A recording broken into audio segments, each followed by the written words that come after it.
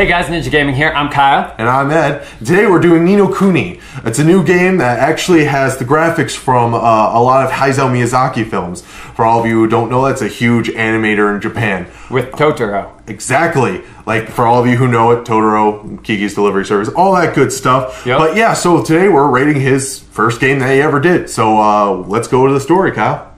In the story of Ni no Kuni, you play as a young boy named Oliver. He's a kind-hearted individual who comes across a tragedy and is sent into a depression for a couple days. In his depression state, he comes across a character named Mr. Drippy. Mr. Drippy springs to life and tells you about these multiple universes and parallel worlds, and he's from one of them. His world specifically is endangered by this evil named Shaddad. Now Shaddad does something pretty bad. He steals a piece of everyone's heart and leaves them heartless. So they're pretty much just wandering around useless. They can't do anything because they're heartbroken, and that's pretty bad. So anyways, so Oliver has to go to Mr. Drippy's world, the world of the fairies, and he has to pretty much go there and mend these people's hearts and bring them all together and fix everyone's heart and save that world so that in his world he can overcome this tragedy. And that's pretty much it for the story, guys. You're gonna have to find out the rest. Here's Ed with the gameplay. Thanks, Kyle, with the story. Now, before we move on, Kyle did one little mistake with the story. It's not the world of fairies. It's actually like Mr. Drippy is the Lord of the Fairies. He just the fairies are part of that world, so there's not really a name for it. So, yeah, just wanted to explain that to you guys. Now, moving on with the gameplay. First of all, the graphics to this game is just amazing. It was made by Hayao Miyazaki, and he did all great works and everything, such as Kiki's Delivery Service, Spirited Away, and Totoro, which me and Kyle are huge fans of. And it's just so amazing to see how fluid, from the cutscenes to the gameplay, it's just amazing to see. It's actually like watching a movie. That's just, it's really amazing to this day, to me. It's amazing. And also, now to the gameplay. Now, the gameplay is kind of like turn-based strategy, so to say, where pretty much you get to summon these things called familiars. Now, also, these familiars are representative of your soul. Now, also, Oliver can fight himself. You could play as Oliver, fighting with other creatures and everything else like that. But then you can also summon these familiars. And Oliver and the familiars all have these basic, combat techniques, such as attacking, defending, doing special moves, or just doing also spells. Now, also with these familiars, you can also equip them with different abilities and get different weapons and different equipment and different defenses. Same with Oliver himself. Now, Oliver also gets some other companions that also summon different familiars. So it really does a really good thing in this whole entire game, where also it's such an open world, it's such an amazing world that you could just run around and do all these different things and battle all these different types of creatures in the whole entire world. So yeah, that's pretty much done with the gameplay. Now let's go on to our pros and cons. Thanks for the gameplay, Ed. Alright, now to the part of the show where it's the pros and cons. So what do you think are some of the cons to this game, Kyle? Some of the cons are there's a lot of dialogue. Yeah, a lot. Way too much dialogue for the game. Like, some points it's where you look at it and you say, wow, why'd you just tell me that? Like, you could have told me that a long time ago at some point, or just do one huge sitting and then just let me...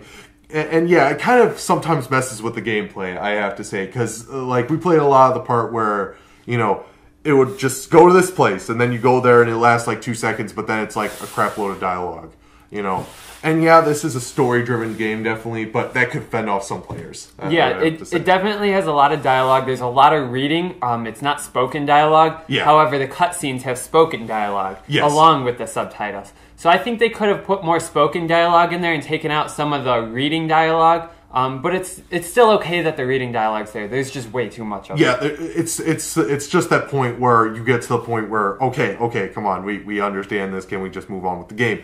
Or we should put more game in between each of those huge dialogue pieces. Right. So anything else you would really say that? Another thing I noticed was at the beginning of the game, it asks you to write your name in a book. Yeah. It says, what's your name? And it tells you to type your name out in the book. You type your name out, for instance, Eddie typed out Eddie, and I typed out Kyle.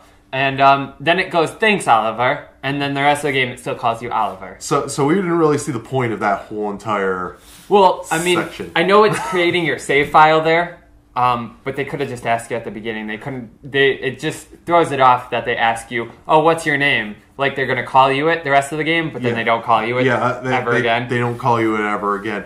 And the one thing is also what you're talking with saving. There was some parts in the game where you don't really know. Like when you go to the select screen, there usually would be a save start, but sometimes there wouldn't be a save place, and you would have to go to a stone to save.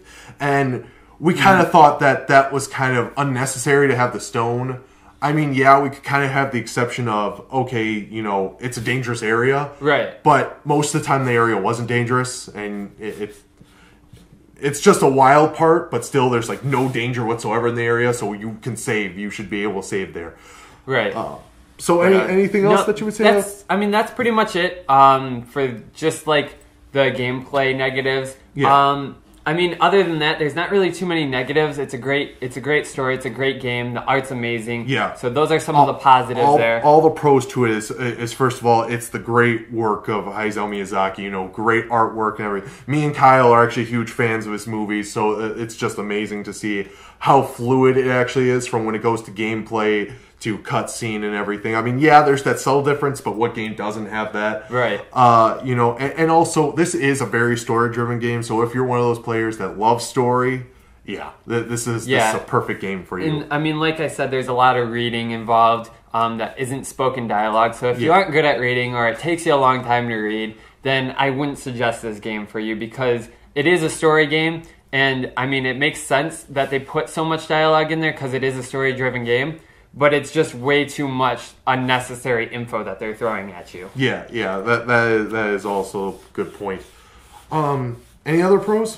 Nope, that's pretty much it. The graphics are good. I would suggest this game overall. Yeah. It's a great game. It's amazing art style. By Hayao Miyazaki. Yep. Yeah, there you go. So what would you give it? I personally would give it a 9.5 for that because yes, there is a lot of reading and everything else like that, but everything else just like kind of blows that out of the water. Right. So I think I would give it a solid 9 just because of the fact that that I have the trouble of reading, and it takes a long time to read through all the information that they give you that isn't really necessary. At first it's an alright decent amount of information, but over time it just gets continuous, and you get the point after so much. Yeah. So that's what would downrate it for me. But other than that, the game didn't really have any glitches. It was smooth play. The art was great, so I'd give it a solid 9. All right, so 9.5 for me, 9 for Kyle.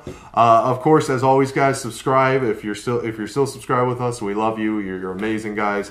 Also, put down a comment down there if you want us to do any games or even lists. If you want us to do a list of some sort or anything, just put it down there. We'll try to get it to you, and then also like and share with all your friends. Yep. Check out our new website. We just got our website up and running again. It's still the same link, ninjagamingshow.com. We'll put a link down here in the description.